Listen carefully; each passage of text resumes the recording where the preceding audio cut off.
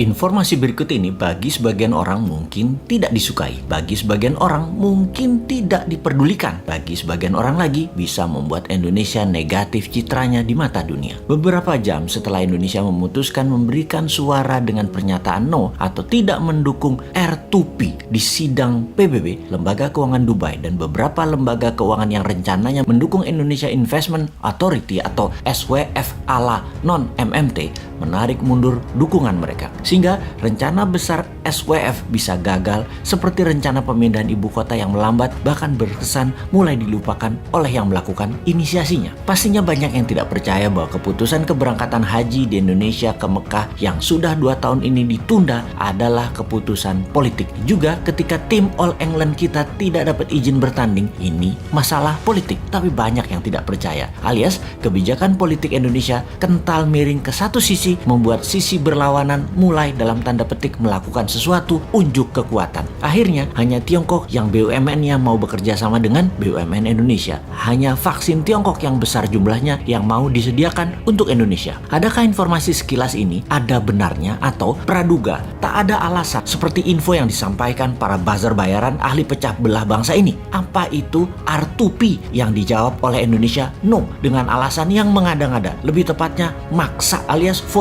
no-nya biar berkesan tidak membela kakak tertua Indonesia saat ini yang bernama Tiongkok. R2P adalah Resolusi Responsibility to Protect, yaitu Indonesia menolak untuk bertanggung jawab, melindungi, dan mencegah genosida, kejahatan perang, pembantaian etnis, dan kejahatan terhadap kemanusiaan. Kalau disederhanakan, Indonesia itu mendukung genocide, mendukung kejahatan perang, mendukung kejahatan etnis, dan mendukung kejahatan terhadap kemanusiaan. Namun, pinternya dibungkus dengan pernyataan resolusi itu salah prosedur, yang ketika ditanya prosedur mana atau apa prosedur yang benar versi pemerintah Indonesia, nggak bisa jawab juga. Sudahlah, Anda pejabat itu membela kejahatan perang karena harus satu kata sama dengan Tiongkok. Sudahlah, ngaku aja. Singkat cerita, R2P resolusinya dimenangkan yang vote yes atau yang mendukung, atau mereka anti kejahatan perang, anti kejahatan kemanusiaan, di mana Indonesia dengan memvote no, artinya Indonesia anti HAM. Indonesia bergabung dengan 15 negara yang vote no, seperti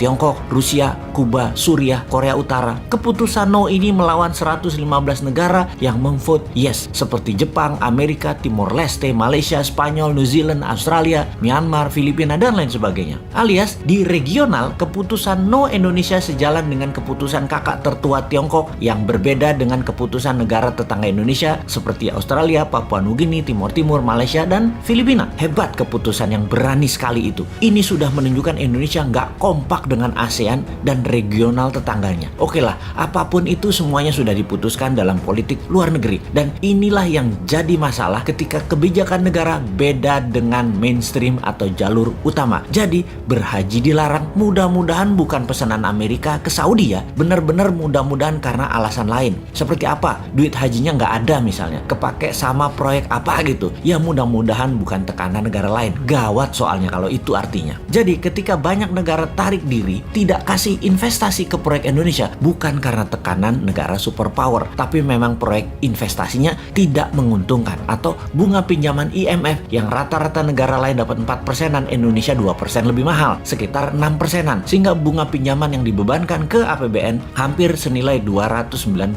triliun ini karena tingginya bunga pinjaman. Sekali lagi, bunga lebih tinggi bukan pesanan negara superpower, mudah-mudahan ya, karena Indonesia nggak menarik. Efek Indonesia menolak atau vote no Indonesia dalam UN Watch dimasukkan sebagai daftar negara memalukan atau list of shame country. Juga Amnesty International menyayangkan keputusan Indonesia ini, bahkan banyak yang menyarankan mending abstain sekalian ketimbang menolak no. Ya sudahlah, semoga semua selamat dan semoga tetap banyak yang tidak peduli dengan hal-hal seperti begini. Teruslah menjual diri untuk 2024 walau tanpa konsep bernegara. Silahkan membangun model populer dan terlihat suci. Toh rakyat sama seperti bosman ini, bodoh semua. Jadi wahai rakyat, tetaplah rebahan, tetaplah tidak peduli, tetaplah tidak bermanfaat, dan tetaplah menjadi beban APBN.